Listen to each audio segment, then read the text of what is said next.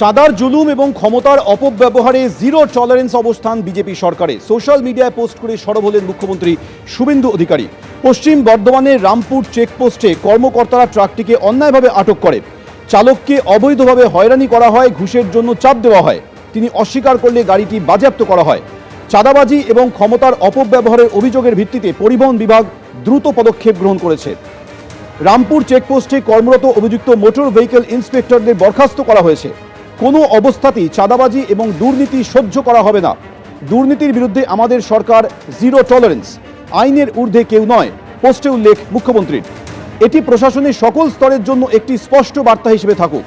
কোনো কর্মকর্তাকে দুর্নীতি, হয়রানি বা অবৈধ সুবিধা গ্রহণে জড়িত পাওয়া গেলে তাকে কঠোরতম শাস্তিমূলক এবং আইনি পরিণতির সম্মুখীন হতে হবে। আমরা একটি স্বচ্ছ, নিরপেক্ষ, দুর্নীতিমুক্ত প্রশাসন নিশ্চিত করতে প্রতিশ্রুতিবদ্ধ, উল্লেখ মুখ্যমন্ত্রীর। মুখ্যমন্ত্রীর এই পোস্ট নিয়ে বিজেপি রাজ্য সভাপতি শ্রমিক ভট্টাচার্য কি বললেন শুনব। মুখ্যমন্ত্রী যখন বলছেন 22,000 টাকা ঘুষ নিচ্ছে পুলিশ, তিনি পুলিশ মন্ত্রী যখন পুলিশের বিরুদ্ধে বলছেন তখন তো তিনি চেষ্টা করেছেন, তিনি তো কোনো কিছু লোকাননি।